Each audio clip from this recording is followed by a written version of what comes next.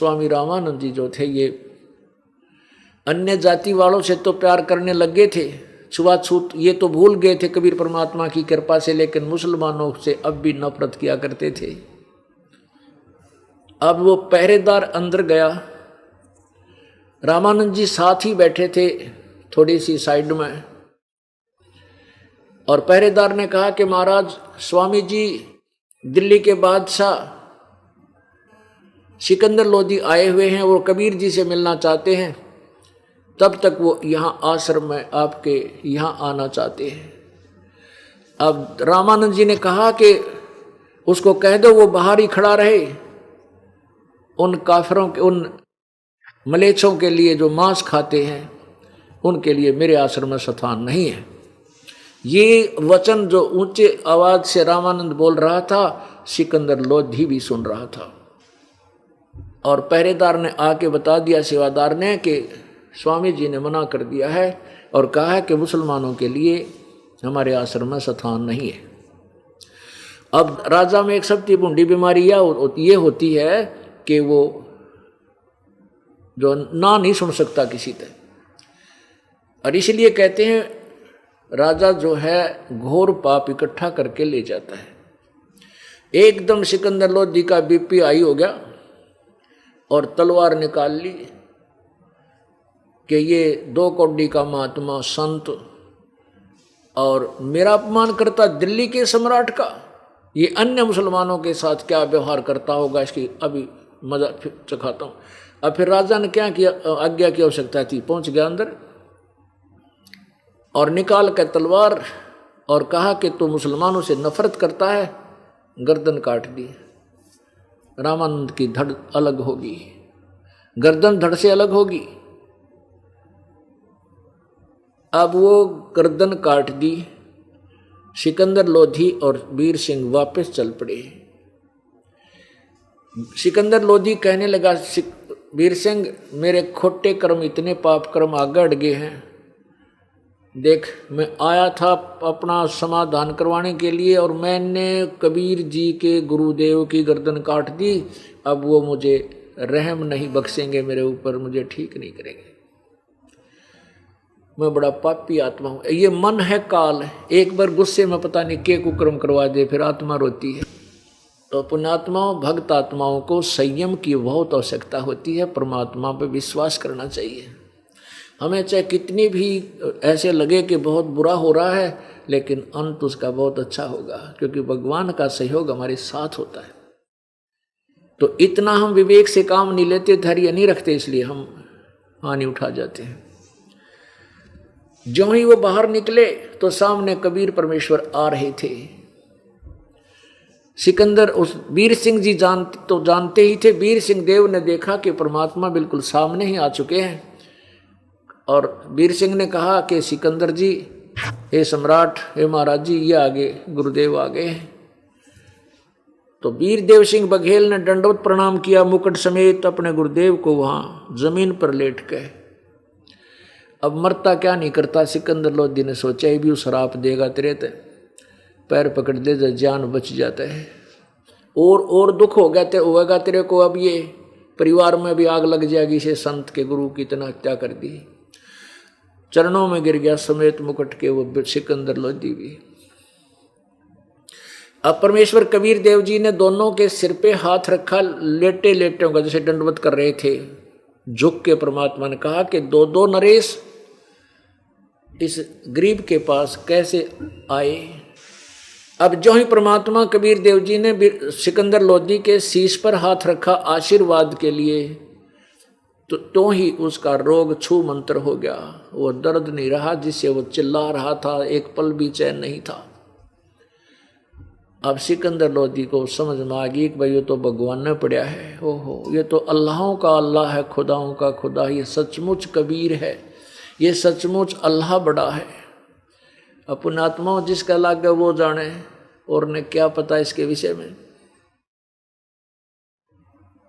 अब सिकंदर लोधी ने कहा, परवरदिगार, जिस उद्देश्य से मैं आपके पास आया था वो तो आपने आशीर्वाद मात्र से मैं स्वस्थ कर दिया, लेकिन परमात्मा मैंने घोर अपराध कर दिया, मुझे क्षमा कर दो।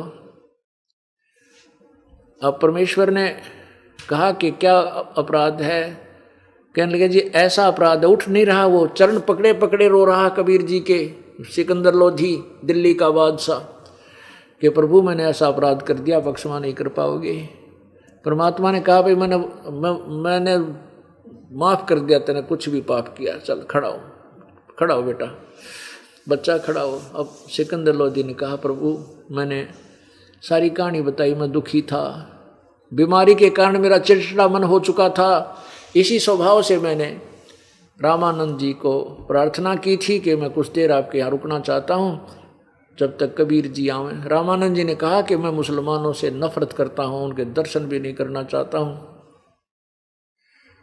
मुझे गुस्सा आ गया और क्रोधवश मैंने आपके गुरुदेव की हत्या कर दी। न्यों कह के फिर चिपट गया चरणों में। परमात्मा बोले कोई बात ना सिकंदर, इसकी मृत्यु तेरे हाथ से निहित थी और ये ऐसे ही होनी थी, गुरु जी का आगे शेष जीवन नहीं था, आप चिंता मत करो। कौन किसने मारा, ये तो इनके संस्कार थे, ये हो चुका जो होना था, आप चिंता मत करो, चलो आज। पर एक काम कर, ऐसे मत जा, इसका अंतिम संस्कार करा के जाना, नहीं तो दुनिया तुझे धिक्कारेगी। अब सिकंदर लोधी उठ लिया, परमात्मा आगे आगे चल दिया आश्रम में प्रवेश करने के लिए। सिकंदर लोधी और वीर सिंह पीछे पीछे आ रहे हैं। अब सिकंदर लोधी कहता है वीर सिंह, जिसा सुना था वैसा ही पाया भगवान तेरा, ये तो वैसे ही मिले गुरुदेव, इन्होंने कमाल कर दिया, मुझे याद भी नहीं कि मैं कभी बीमार हुआ था। अब वीर सिंह मन मन में कह रहा है तो देखता जाई बता, फर्स्ट ट्रेलर है तो तेरे को दिखाया है, ये तो पहला एक एग्जाम्पल है छोटा सा, आगे देखना इस मालिक की महिमा। अब अंदर जाकर देखा कि रामानंद जी की गर्दन अलग और धड़ न्यारी पड़ी और कपड़े ढक रखे दोनों पे। अब सभी वहाँ उपस्थित जो भगत जन थे वो भागे आए, कहने लगे, क्योंकि वीर सिंह और सिकंदर थोड़ा पीछे रह गए थे, मोड़ था। सब भगत एकदम कबीर साहब के पास आके रो रहे थे, कहने लगे सिकंदर लोधी ने अपने गुरुदेव को मार दिया, कत्ल कर दिया, जुल्म कर दिया, इन मुसलमानों ने नाश कर दिया। परमात्मा बोले भाई तुम भगत होकर ऐसी बात करते हो हिंदू और मुसलमानों की, कौन किसने मारा है? गुरुदेव का संस्कार था ना, कितने साल का आया सिकंदर, राजा बुलाए तो को नहीं आवा, तो भाई इसका इनका कोई संस्कार था। अरे संत मरते हैं कभी, ये शरीर माटी है तो एक दिन छोड़ना ही था। उनको ऐसी ऐसी सांत्वना देकर शांत किया। फिर परमात्मा ने जो धड़ पड़ी थी रामानंद जी की, उसके चरणों में दंडवत प्रणाम किया, फिर खड़े हुए, फिर चरण छुए, एक सुयोग्य शिष्य के लीला करते हुए। उस मरे हुए धड़ अलग थे, उस कबीर रामानंद जी के चरण छुए कपड़े के अंदर से ही, और कहा गुरुदेव आपके दर्शनार्थ दिल्ली से बादशाह आए हैं, काशी नरेश आए हैं और संध्या आरती का समय हो गया, प्रभु आपके बच्चे आपका इंतजार कर रहे हैं, उठो जागो। ऐसा ही कहा था कि इतनी देर में वो धड़ गर्दन जो दूर पड़ा था, शीश उठकर अपने आप रामानंद जी की धड़ पर लग गया और रामानंद जी राम राम कहते हुए बैठे हो गए। बोलो सतगुरुदेव। बंदी छोड़ कबीर परमेश्वर जी की जय। अब रामानंद जी ने देखा कि सामने वही सिकंदर फिर खड़ा है, फिर त्योड़ी तीन पड़ी, टेढ़ा टेढ़ी आंखें कर ली, फिर नीचे को देखा तो उनके शरीर से जब शरीर की को काट दिया था, आधे हिस्से से खून की धारा बह रही थी, आधे से दूध की। तब रामानंद जी ने पूछा अब कबीर भगवान से, कहा कि हे परमेश्वर कबीर देव, मेरे शरीर से ये आधा दूध और आधा खून रक्त कैसे निकला, मुझे कृपा करके बताओ। परमेश्वर कबीर जी ने कहा कि हे गुरुदेव, आप पहले तो अन्य जाति वालों से नफरत करते थे, केवल ब्राह्मण से प्यार करते थे, इन्हीं को दीक्षा और शिक्षा दिया करते थे। इस दास की प्रार्थना से आपने हिंदू धर्म के सभी छूआछात तो मिटा दी प्रभु, आप सब जाति वालों को अब एक समान समझते हो। इसलिए आपके शरीर से आधा दूध निकला है। अभी आप मुसलमानों से नफरत करते हो, इसलिए आप पूर्ण पवित्र नहीं हुए हो, आधा खून ही निकला आपके अंदर से। तब परमात्मा ने 1 घंटे तक हिंदू मुसलमान एकता का प्रचार किया कि तुम एक पिता की संतान हो, सतलोक से आए थे, तुम एक पिता की संतान हो। यहाँ काल ने पूरे मानव समाज को विभाजित कर दिया है। तुम्हारा ये नाजायज फायदा उठा रहा है, आपस में लड़ा मार रहा है, इसने 1 लाख मानव शरीरधारी प्राणी नित खाने पड़ते हैं। रामानंद जी ने खड़ा होकर के वो सिकंदर लोधी को सीने से लगा लिया, बेटा मेरे से गलती होगी, माफ कर देना। मैं सारी उम्र इसे रंग में रंगा हुआ था, ऐसी जाति में मेरा जन्म था ब्राह्मण, ये थोड़ी सी करड़ और रह रही थी, ये थोड़ी सी त्रुटि और थी, या आज निकाल दी कमजोरी मेरे कबीर भगवान ने। आज के बाद मैं किसी जाति मजहब वाले को अलग नहीं समझूंगा, हम एक आत्मा एक परमात्मा के बच्चे हैं। अब पुण्य आत्माओं, अब सिकंदर लोधी का तो ऐसा हो गया कि रग तेरा गजब होइयो, भगवान अल्लाह अल्लाह करते फिर अल्लाह काशी में, अल्लाह तो बनारस में बैठा ये जुलाहे रूप में। तो उन्होंने सिकंदर लोधी का तो दिल में ऐसा समा गया कि इसको सिर पर रख लूँ, कहाँ बैठा दूँ और ले चलूँ इसको बनारस, वहाँ दिल्ली में, और हिंदू और मुसलमानों को इकट्ठा करके इनका सत्संग सुनवाऊँ ताकि सारे आपस में लड़ाई झगड़े मिट जाएं। लेकिन ये धर्म के ठेकेदार से दुष्ट आत्मा होते हैं, ये सच्चाई को स्वीकार नहीं कर सकते, क्योंकि अगर ये एक हो जाते इनका रोजी रोटी खत्म हो जाए, तो ये दुनिया को भ्रमित करके खा रहे हैं। हमें अलग डिवाइड करके ये प्रभु बने बैठे हैं, कोई महंत बन रहा है, कोई संत बन रहा है, कोई पीर, कोई गुरु, तो लोग इनसे दूर हो जाएं। ये इसी उद्देश्य से सच्चाई को, सत्य को जनता तक नहीं जाने देते, उल्टी टांग अड़ाया करें। तो परमात्मा कबीर जी को लेकर के सिकंदर लोधी बनारस में वीरदेव सिंह बघेल के घर पर आगे प्रार्थना करके ले आए। लेकिन कबीर परमात्मा ने कहा कि सिकंदर मैं ऐसे ना चला करूं किसी के संग में, मेरा कोई उपदेश ले, मेरे मर्यादा का पालन करे तो मैं साथ चलूं, नहीं तो मैं नहीं चलूंगा।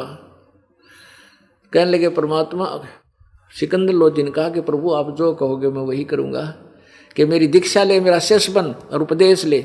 अभी तो एक आपत्ति टड़ी है, ना जाने कितनी आपत्तियां तेरे जीवन में और रखी हैं, प्रारब्ध कर्मों में रखी है, वो भी भक्ति से और मेरे उपदेश से ठीक होगा।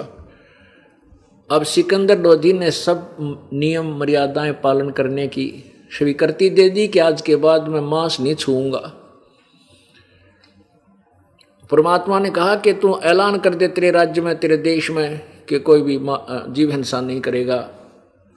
अब सिकंदर कहने लगा परमात्मा, मैं आपका आदेश का पालन तक कर लूँगा, लेकिन मेरी गद्दी नहीं रहेगी। ये देश की धर्म के ठेकेदार मुसलमान मेरा एकदम बगावत कर देंगे, विरोध करवा देंगे, और ये जीभ के चठोरे मांस खाने के आदी हो गए हैं, जनता को भी अपने स्वाद के लिए साथ ले लिया है। आदेश मैं दे दूंगा आपकी आज्ञा से, पर पालन कोई नहीं करेगा परवरदिगार, और मेरे को और ज़्यादा आपत्तियों का सामना करना पड़ेगा। परमात्मा बोले भाई ठीक है तू, पर आप मांस मत खाना। जी मैं नहीं खाऊंगा मांस, ये कान पकड़ दिया मैंने। ठीक है, जो आपकी मर्यादा होगी मैं सारी पालन करूंगा। ठीक, परमात्मा ने उनको उपदेश दे दिया, अपना शिष्य बनाया, और रामानंद जी सिकंदर लोधी ने दिल्ली चलने की प्रार्थना की, परमात्मा ने स्वीकार की, अब चल पड़ेंगे। अब सिकंदर सुबह शाम के समय वापस अपने रेस्ट हाउस में चले गए सिकंदर लोधी, जहाँ पर उनके रहने की व्यवस्था की गई थी। उसके साथ सिकंदर लोधी के साथ उनका एक धार्मिक गुरु शेख तकी, वो भी बनारस आया था, लेकिन वो रामानंद जी के आश्रम में आने से मना कर गया था कि मैं इन काफरों के आश्रम में नहीं जाता, मैं मुसलमान हूँ। अब ये न्यू हमें डिवाइड करें बैठे थे, ये नकली गुरु और पीर, ये हिंदू धर्म के गुरु मुसलमान के पीर, हमने न्यू अलग अलग कर रहे थे। उधर से रामानंद कह रहा था मैं मुसलमानों को के दर्शन भी नहीं करता, ये मांस खाते हैं, और उधर से वो शेख तकी कह रहा है कि मैं इन काफिरों के आश्रमों में नहीं जाता, ये तो जो है काफिर हैं, इसलिए मैं वहाँ नहीं, तो इसलिए वहाँ नहीं गया वो। राम अब तो शाम के समय जब चर्चा चली कि सिकंदर लोधी ने बताया मैं कति स्वस्थ हो गया, सैकड़ों सैनिक और बहुत से नागरिक इकट्ठे हो गए, कबीर जी ने मुझे स्वस्थ कर दिया, आशीर्वाद मात्र से स्वस्थ कर दिया है तो भगवान है। और भी शिष्य थे जो सिकंदर वीर सिंह के साथी थे, गुरु भाई थे कबीर जी के शिष्य, वह भी वीर सिंह के पास चले जाते थे 150 डेली, परमात्मा की चर्चा करा करते थे, तो वो भी आगे। तो सब कहने लगे सिकंदर बादशाह जी ये तो भगवान आए हैं, स्वयं परमात्मा हैं, ये वो पूर्ण ब्रह्म है जिसको कुरान शरीफ में अल्लाह अकबर कहते हैं, वेदों में कबीर देव कहते हैं, ये वही आए हुए स्वयं। तो सिकंदर लोधी कहा भाई सचमुच ये तो भगवान आए हुए हैं, भगवान बिना ये काम हो नहीं सकते जो मेरे सामने किए। मैंने रामानंद जी महात्मा की गर्दन काट दी थी, अलग कर दी थी अपनी आँखों हाथों से, और मेरे सामने जीवित कर दिया, और मेरे असाध्य रोग था वो हाथ सप्रश मात्र से स्वस्थ कर दिया। अब वो शेख तकी बैठा था धार्मिक गुरु सिकंदर लोधी का, उसका तेल जैसे छींटे लग रहे अंदर से, वो अंदर से अंदर ही अंदर उछल रहा है। फिर कहता है सिकंदर को कि अच्छा अब तू हिंदू बनेगा। वीर सिंह बोला तो बन गया, बनेगा कि तो नाम लिया कबीर जी से। वीर सिंह जी ने कहा ये तो हिंदू कहो चाहे मुसलमान, ये तो बन गया, इन्होंने उपदेश ले लिया। अच्छा अब क्या उसमें क्या खासियत देख ली तूने? अब सिकंदर लोधी समझाने लग गया पर को नहीं माना। सिकंदर लोधी कहने लगा कि अब मैं तो इतनी बात जानता नहीं, गुरुजी को बुला लेते हैं, सवेरे तो उनसे डिस्कस कर लिए। तो सिकंदर कबीर परमेश्वर को सवेरे वहाँ आना ही था, प्रार्थना की थी गुरुदेव अपने दास को आकर संभालना, सवेरे हमें कुछ ज्ञान चर्चा करो। तो वहाँ परमात्मा आए थे, कबीर जी आ गए। परमात्मा और शेख तकी का वह वार्तालाप सुनी हुई स्टार्ट हुई। तो परमेश्वर ने कहा कि पुण्यात्माओं तुम सभी एक परमात्मा की संतान हो, आप सब उस अल्लाह कबीर के बच्चे हो, एक भगवान की संतान हो। यहाँ आप तत्व ज्ञान से अपरिचित होने के कारण आप अलग अलग हो गए, भिन्न भिन्न हो गए हो। परमात्मा ने कहा कि न तो हिंदू गुरु अपने सदग्रंथों से परिचित और न ही मुसलमान पीर अपनी कुरान शरीफ से परिचित। इस बात को कहते शेख तकी का फिर सींग जाम गए। यूं कहता अच्छा तू ही जानता है बस सभी को, तू ही सभी के सदग्रंथों को जानने वाला है। तो परमात्मा ने प्रश्न किया कि स्वामी पीर जी एक बात बता, अल्लाह साकार है निराकार? तो शेख तकी ने कहा वो तो बेचून है, निराकार है, वो अदृश्य है, वो दिखाई थोड़ा ही देता है, वो तो निराकार है।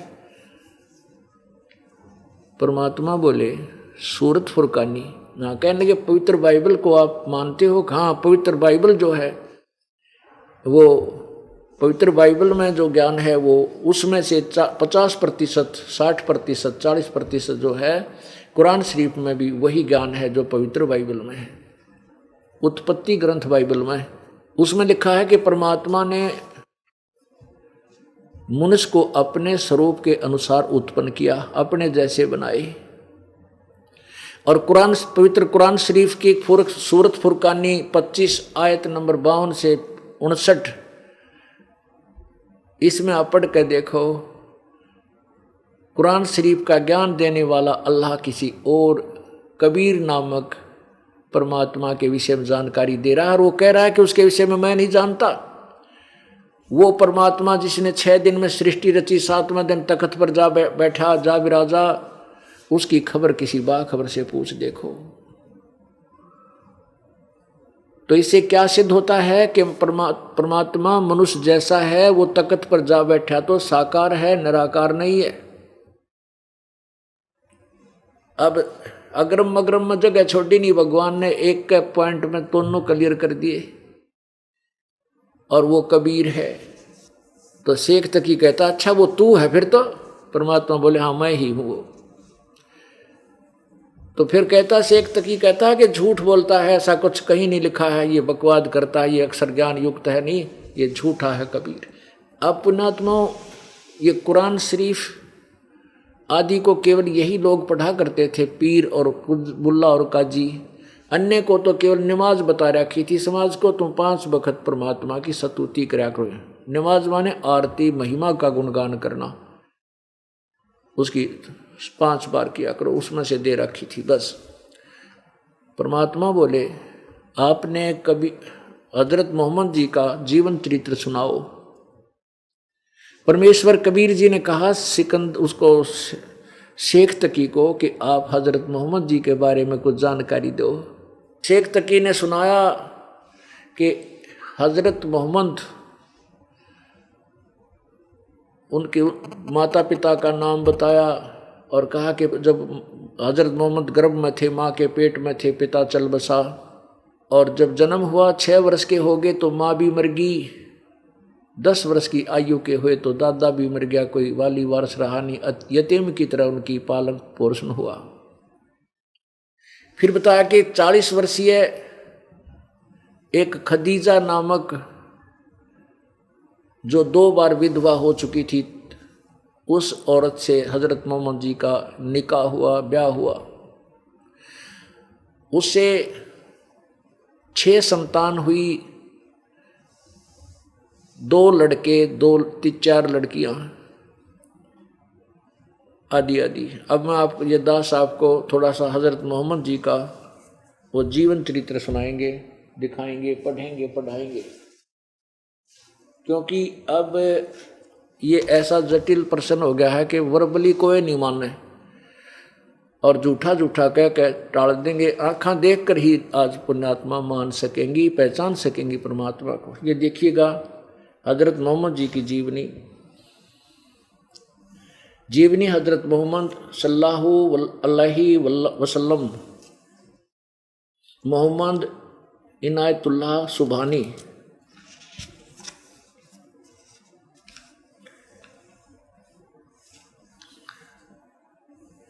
मोहम्मद इनायतुल्लाह सुभानी अनुवादक है नसीम गाजी फलाही, मकरजी मकतबा, इस्लामी पब्लिशर्स, नई दिल्ली। ये कहाँ से छपा है? प्रकाशक हैं, नाम मूल किताब मोहम्मद में अरबी उर्दू। ये बुक है मोहम्मद अरबी, इसमें से इसका अनुवाद लिया गया है। प्रकाशक है मरकजी मकतबा, इस्लामी पब्लिशर्स, दावत नगर, अबुल फजल इंकलेव, जामिया नगर, दिल्ली। अब देखिएगा, अब दास ये थोड़ा सा दिखाएगा आपको कि हजरत मोहम्मद जी के 3 बेटे थे और 4 पुत्रियां थी। हजरत मोहम्मद जी को कुरान शरीफ का ज्ञान कैसे मिला, पहले ये थोड़ा सा बताएंगे, क्योंकि फिर आपको समझ में आएगा कि ये बाई फोर्स काल ने अपना युग ज्ञान थोप रखा है मुसलमान धर्म के ऊपर। अब देखिएगा, ये देखिएगा इसके प्रश्न नंबर 27 पे थोड़ा सा दिखाऊंगा। शादी को अभी कुछ दिन ही हुए थे, व्यापारियों के एक काफिला शाम जा रहा था, उसके साथ अब्दुल्ला भी हो लिए। अब्दुल्ला कौन? हजरत मोहम्मद के पिताजी।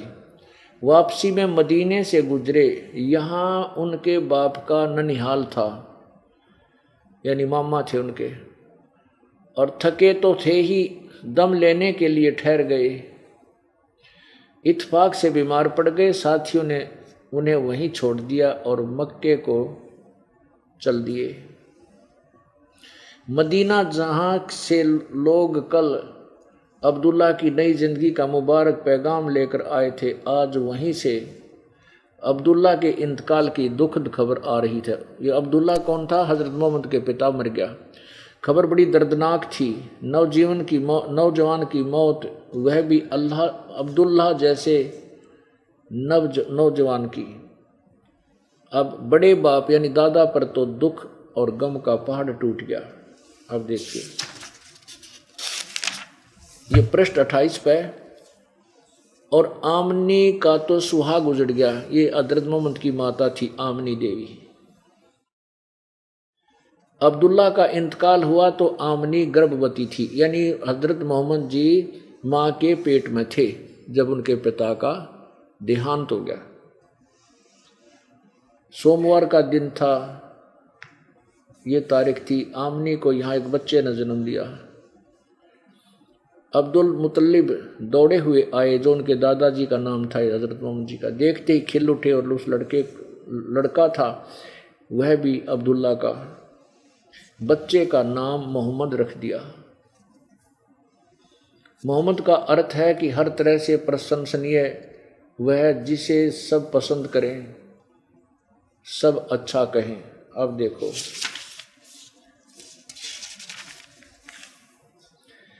मोहम्मद 5 साल के हो गए। मोहम्मद सल्लल्लाहु आमनी मदीना पहुंची तो प्यारे बेटे को वह घर दिखाया जहां उसके प्यारे बाप का इंतकाल हुआ था। वह जगह भी दिखाई जहां वह हमेशा की नींद सो रहे थे, यानी वो उनकी कब्र भी दिखाई। वहाँ 1 महीना बिताकर आमनी ने घर लौटने का इरादा किया और मोहम्मद सल्लल्लाहु को लेकर मक्का के लिए रवाना हो गई। शौहर की तरह आमनी भी रास्ते में बीमार हो गई और उजैफा से 23 मील पर एक गांव है अबवा, वहाँ पहुंची तो हालत नाजुक हो गई और फिर संभल ना सकी, उनके प्राण पखेरु उड़ गए। वहीं उनकी कब्र बनी। अब्दुल्ला का इंतकाल भी तो परदेश में हुआ था, यानी माँ बाप दोनों बाहर मरे और दफन भी इसी तरह हुए थे। अब कौम और वतन से बहुत दूर। आप यतीम थे, हजरत मोहम्मद यतीम हो गए, बाप के साए से महरूम थे। अभी इस यतीमी का एहसास हुआ ही था कि माँ भी चल बसी। बाप की कब्र देखी थी तो माँ की भी कब्र देखी, तैयार हो गई। अब पुण्यात्माओं, ये दास ये बताना चाह रहा है कि इस परमात्मा कबीर जी की भक्ति और इसकी शरण छोड़कर इस हजरत मोहम्मद के जीवन में किसी सुख का सांस नहीं था। क्योंकि कबीर परमात्मा हजरत मोहम्मद जी को आकर मिले थे कि बच्चा तू गलत स्थान पर लग रहा है, और इनको अपने सचखंड लेकर गए थे, सतलोक दिखाया था। लेकिन इस जबरील नाम के देवता के डर के मारे, जिसने डरा डरा कर इसको कुरान शरीफ का ज्ञान दिया था, कबीर परमात्मा के ज्ञान को स्वीकार नहीं किया। अब मैं आपको थोड़ा सा आगे दिखाता हूं क्योंकि समय थोड़ा है और ये चैप्टर लंबा है। ये देखिएगा पृष्ठ 51 पर,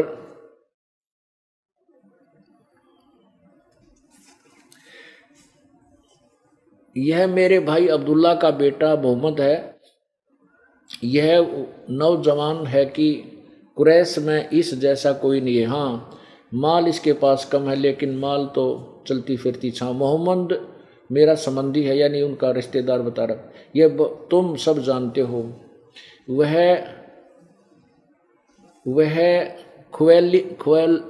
खुवैलिद की बेटी खदीजा से निकाह करना चाहता है। इस तरह यह मुबारक काम पूरा हुआ और कुरैश की सबसे बाइज्जत औरत कुरैश की आमनी के घर आ गई, अमीन के घर आ गई। उस समय आपकी उम्र 25 साल की थी, 2 महीने 10 दिन थी, और बीबी खदीजा की 40 साल की थी। अब 46 पे लिखा है, खदीजा बहुत ऊंचे घराने की औरत थी। वह बनी खजजूम के 2 रईसों से आगे पीछे ब्याही थी। वे दोनों बहुत काफ़ी दौलत छोड़कर दुनिया से विदा हो गए थे, यानी 2 बार विधवा हो चुकी थी। अब देखिएगा,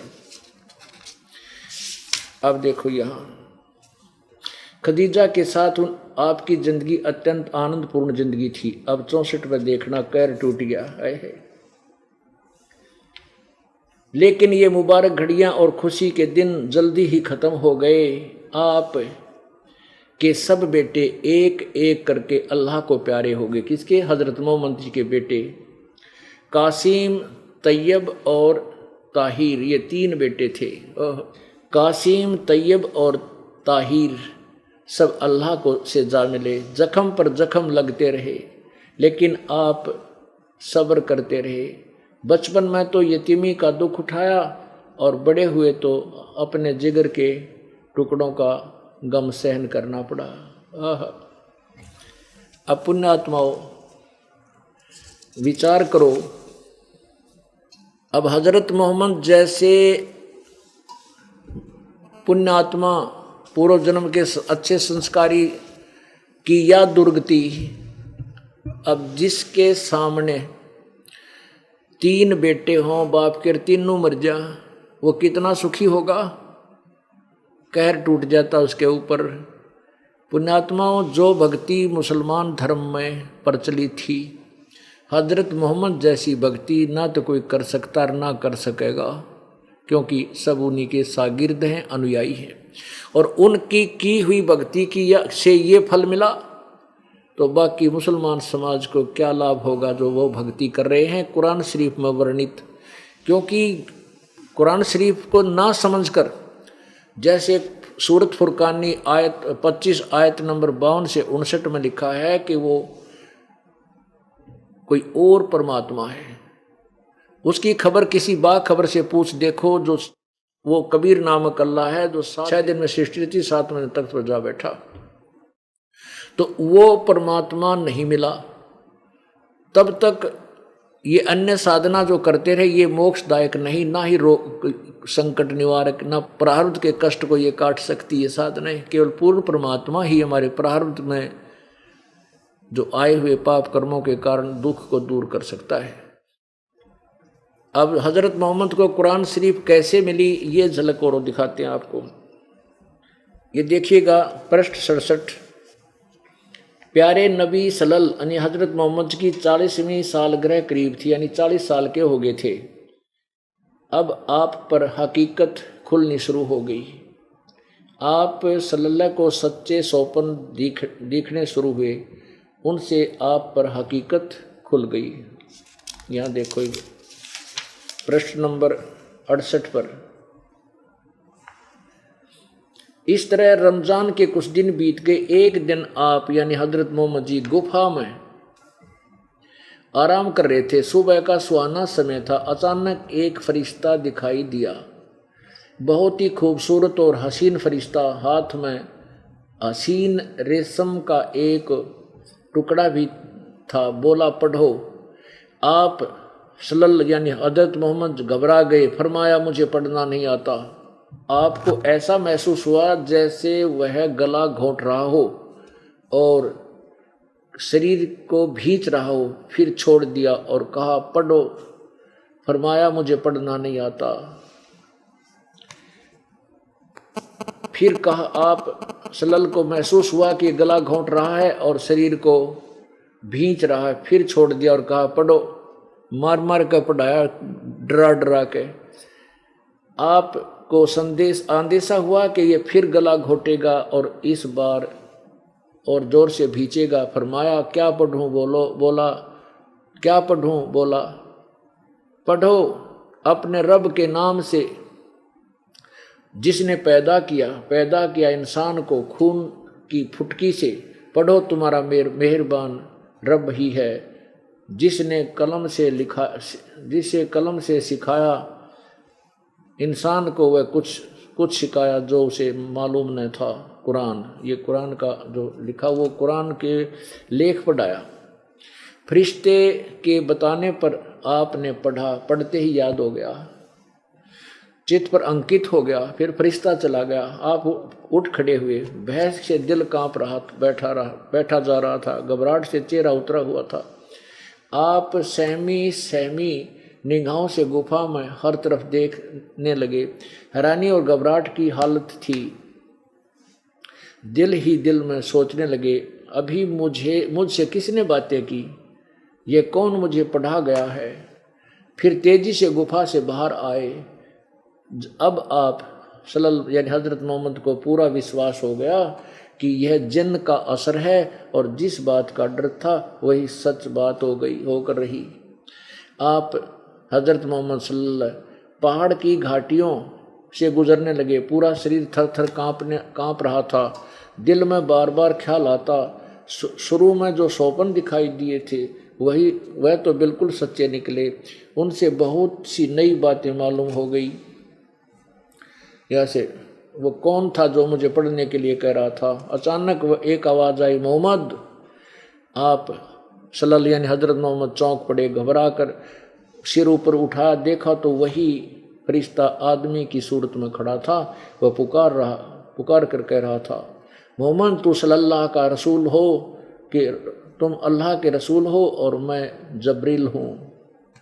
आपकी घबराहट और बढ़ी, डर से रोंगटे खड़े हो गए, भय से कदम रुके, कभी दाईं ओर देखते कभी बाईं तरफ, कि यह सूरत आँखों से ओझल हो, लेकिन जिधर देखते वही दिखाई देता, जिधर मुंह करते वही मौजूद होता। आगे बढ़े या पीछे हटे, नजरें नीचे करे या ऊपर उठाएं, हर तरफ ये जबरील दिखाई देता था, हर तरफ वह फरिश्ता दिखाई देता था। फरिश्ता चला गया। आप खदीजा के पास आए, भय से कांपते हुए, पसीने में डूबे हुए थे। आते ही फरमाया, मुझे कुछ उड़ा दो, कुछ उड़ा दो। तुरंत बीबी खदीजा ने एक चादर उड़ा दी। खदीजा कहने लगा, खदीजा मुझे क्या हुआ, तुम ही बताओ, ये मुझे क्या हुआ। फिर जो कुछ हुआ था सब बयान किया। फरमाया, मुझे अपने बारे में डर है। बीबी खदीजा बहुत समझदार थी, ये बातें सुनकर जरा भी नहीं घबराई और उन्होंने आपको इज्जत की नज़र से देखा। बोली, चाचा के लाडले खुश हो जाइए और जो कर रहे हैं करते रहिए। उस जात की कसम जिसके हाथ में खदीजा की जान है, आप इस उम्मत के नबी होंगे। ऐसे ऐसे इनको समझाया। अब आगे देखो, कहने का भाव ये है कि ये कुरान शरीफ का ज्ञान इस काल भगवान ने अपने फरिश्तों द्वारा या आकाशवाणी कर कहने डरा डरा कर इस हज़रत मोहम्मद जी को दिया और फिर वो लिपिबद्ध कर दिया गया। ये कुरान शरीफ कहलाई। अब पुण्यात्माओं, परमेश्वर कबीर जी ने कहा है कि अरस कुर्स पर अलह तकत पे है, खालिक बिन नहीं खाली। परमात्मा कबीर जी ने गरीबदास जी को वो ज्ञान बताया, सच्चाई का सत्य ज्ञान, और फिर वही ज्ञान गरीबदास साहिब जी ने आपको अपनी अमृतवाणी में लिखा है। क्या बताया है? नबी मोहम्मद नमस्कार है, राम रसूल कहाया, 1,80,000 को सौगंध जिन नहीं कर चलाया। वह पैगंबर पाक पुरुष थे, साहिब के अब्दाली, अरस कुरस पर अलह तकत है, खालिक बिन नहीं खाली। अब क्या बताया है कि नबी मोहम्मद एक अच्छी आत्मा थी, आदरणीय पुरुष थे। नबी मोहम्मद नमस्कार है, राम रसूल कहाया, वो भगवान का एक रसूल बनकर आया था। और 1,80,000 को सौगंध जिन नहीं कर चलाया। 1,80,000 हजरत मोहम्मद जी के समय में मुसलमान बने थे जो मांस नहीं खाते थे, कि उन्होंने कभी ये ईद बकरीद नहीं मनाई जो तुम मनाते हो मुसलमानों। फिर क्या बताते हैं कि अरस कुरस पर अलह तकत है और खालिक बिन नहीं खाली। वो पैगंबर पाक पुरुष थे, साहिब के अब्दाली, हजरत मोहम्मद जैसी पुण्यात्मा। और वे 1,80,000 वो तो अच्छी आत्माएं थी, परमात्मा की कृपा पात्र थे, उन्होंने मांस नहीं खाया। ये तो बाद में इन जीव के चठोरों ने, अन्य धर्म के ठेकेदारों ने या बुराई तुम्हारा लगा दी भाई, ये मांस खाना पाप है। और जिस साधना को तुम कर रहे हो इससे तुम हजरत मोहम्मद जी से ज़्यादा नहीं कर सकते। इस साधना को जो तुम 5 वक्त की नमाज भी मुश्किल तक कर पाओ हो हैं। और हजरत मोहम्मद जी को इस साधना से क्या लाभ हुआ? तीनों बेटे आँखों के सामने मर गए और स्वयं भी 61-63 साल की उम्र में बीमारी से बहुत बुरी तरह तड़प कर मरा। अब देखिएगा, ये वही पुस्तक है जीवनी हजरत मोहम्मद, प्रश्न नंबर 307 पे। हिजरत का 10वां साल था। प्यारे नबी हज के इरादे से मक्का रवाना हुए।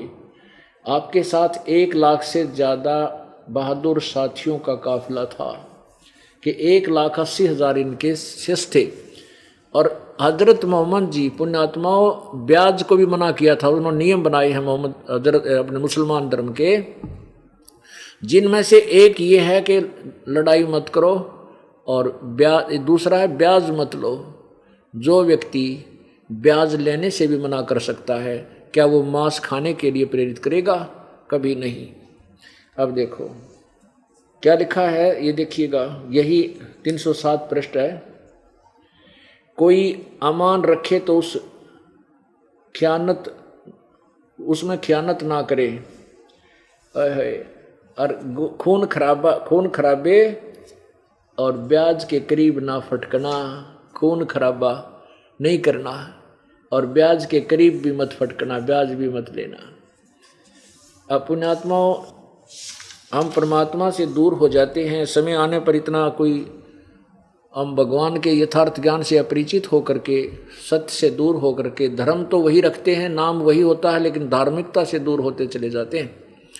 इसका कारण ये होता है कि पूर्ण संत ना मिलने से हमारे अंदर बुराइयां घर करती चली जाती हैं, काल हमें नचाता रहता है। अब हजरत मोहम्मद जी की मृत्यु कैसे हुई ये देखिएगा। 310 पे कमजोरी बहुत ज़्यादा थी, बेसहारा चलना आपके लिए अब मुमकिन न था। मुसलमान उदास हो गए थे, बेचैन और बेकरार थे, क्योंकि उनका प्यारा बीमारी के बिस्तर पर था। बीमारी हर क्षण बढ़ती जा रही थी। इससे पहले कि आप इस तरह बीमार नहीं हुए थे इससे पहले, इसलिए वे और भी ज़्यादा निराश और फिक्रमंद थे। प्यारे नबी की हालत गिरती गई, बुखार भी कभी घट जाता, कभी बढ़ जाता। जब तक पैरों में दम रहा, चलने फिरने की ताकत रही, आप मस्जिद में जाते रहे, मुसलमानों की इमामत करते रहे। सबसे आखिरी नमाज को जो आपने पढ़ाई वह मगरिब की नमाज थी। ईसा का वक्त हुआ तो आपने पूछा नमाज हो चुकी? साथियों ने कहा बस आपकी इंतज़ार है। आपने बर्तन में पानी भरवाया, गुस्ल किया, उठना चाहा, बेहोश हो गए। कुछ देर बाद होश आया, आप तो पूछा नमाज हो चुकी? साथियों ने कहा हजूर आपका इंतज़ार है। फिर आप नहाए और उठना चाहा, इस बार भी आप फिर बेहोश हो गए। कुछ देर में होश आया, उठने का इरादा किया तो फिर बेहोश हो गए। इस प्रकार आप होश आया और फरमाया। अब पुण्यात्माओं देखो, अब 314 पर देखिएगा। 314 पर कमजोरी हर क्षण बढ़ती जा रही थी, मौत धीरे धीरे सरकती आ रही थी। आपने बर्तन में ठंडा पानी मांगा, तुरंत पानी पेश कर दिया गया। आप बार बार उसमें हाथ डालते और चेहरे पर मलते। चादर कभी मुंह पर डाल लेते, कभी हटा लेते। उस समय निरंतर आपके मुख से ये शब्द निकल रहे थे, हे अल्लाह, न जान निकलने के समय की परेशानियों को झेलना मेरे लिए आसान कर दे। प्यारे बाप की बेचैनी देखकर हजरत फातिमा बेचैन हो। अपराह्न का समय था, सीने में सांस धड़ा रही थी। इतने में आपके होठ हिले और कानों में ये आवाज़ आई, नमाज गुलामों से अच्छा सलूक। फिर हाथ ऊपर उठाए, आपने उंगली से इशारा किया और फरमाया अब और कोई नहीं, बस वही सबसे बड़ा साथी। यही कहते कहते आप लटक गए, आंखें छत से लग गई और पवित्र आत्मा रब से जा मिली। इंतकाल के समय आपकी उम्र 63 साल थी। अपने आत्माओं, ये दास ये दिखाना चाहता है कि जो साधनाएं हम कर रहे हैं उनसे हमारे हेड ऑफ द डिपार्टमेंट की या ब्रह्मटी तो आपको क्या लाभ होगा। और पुण्यात्माओं, परमेश्वर कबीर देव जी शरीर गए थे, हजारों मुसलमान और हिंदुओं के सामने उनके फूल पाए थे, सुगंधित फूल मिले थे। परमात्मा सतलोक शरीर गए थे, जाते हुए दिखाई दिए थे।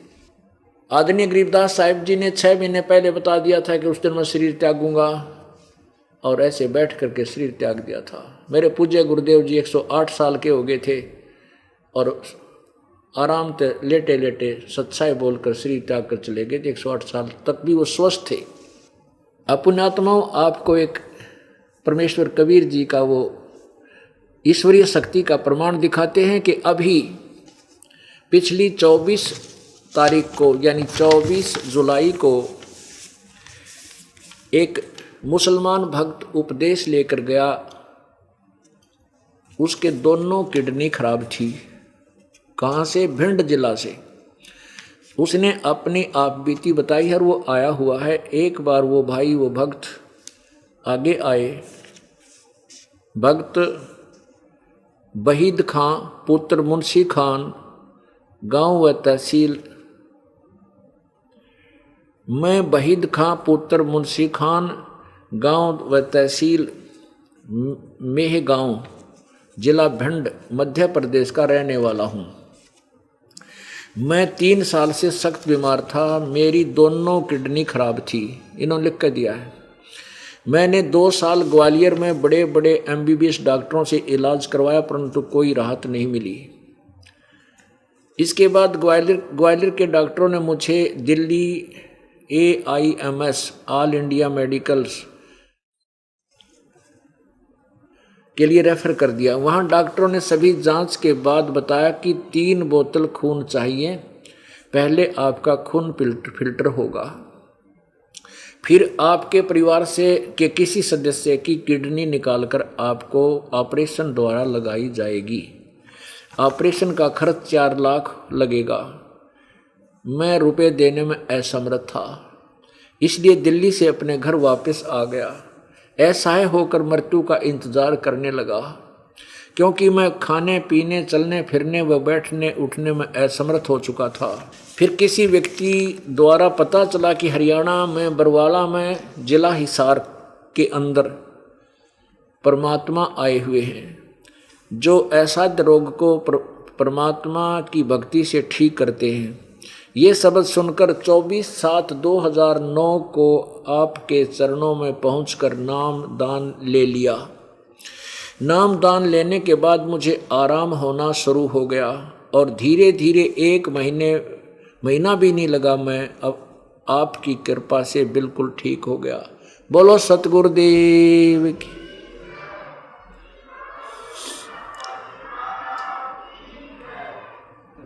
मेरे परम पिता परमेश्वर, आपने जो जीवन मेरे को दिया है उसका एहसान मैं कभी नहीं उतार पाऊंगा। मेरे सतगुरु, आपने अपने दास पर कृपा करके ऐसे चरणों में लगाए रहना। आपका दास बहीद खां पुत्र मुंशी खां, तहसील व गांव डाकखाना बेहगांव, जिला भिंड, मध्य प्रदेश में। अब इसके साथ वहां से लगभग 50 व्यक्ति आए हैं नाम लेने के लिए। बोल सतगुरुदेव। अभी इसके साथ लगभग 50 व्यक्ति और आए हैं जो उपदेश लेने के लिए यहाँ पहुँचे हैं, उसी भिंड जिले से। ये लड़का है जो हाथ जोड़े खड़ा है, ये भक्त।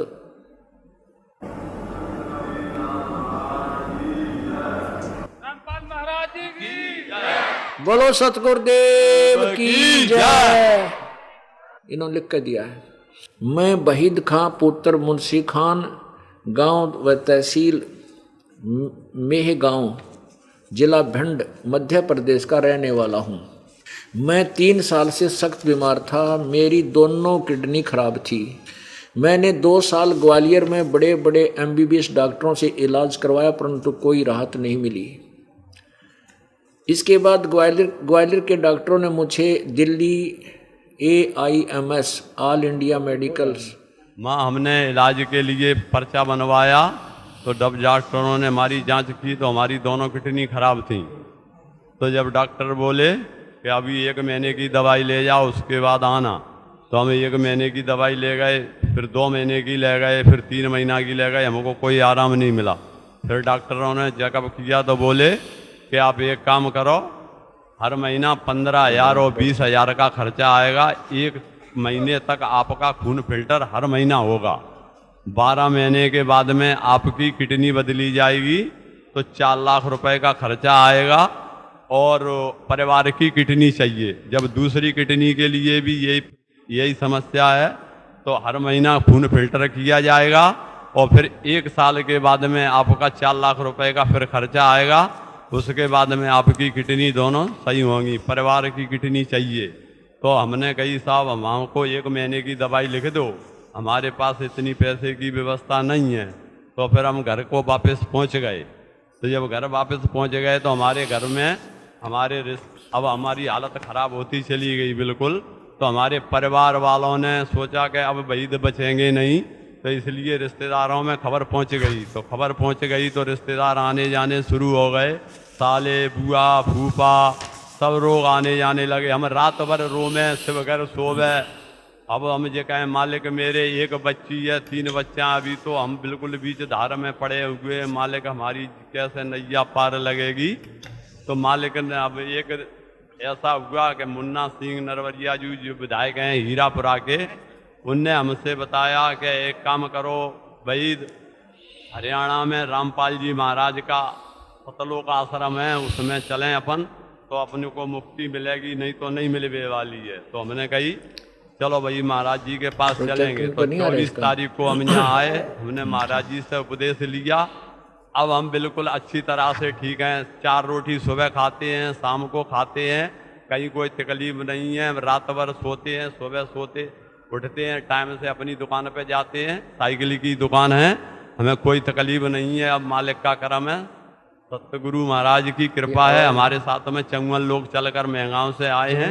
पहली बार में हम आए थे 2 जने बाप बेटा, अब हम आए हैं 54 लोग चल के संत रामपाल जी महाराज के चरणों में। रामपाल महाराज जी की जय। बोलो सतगुरुदेव की जय।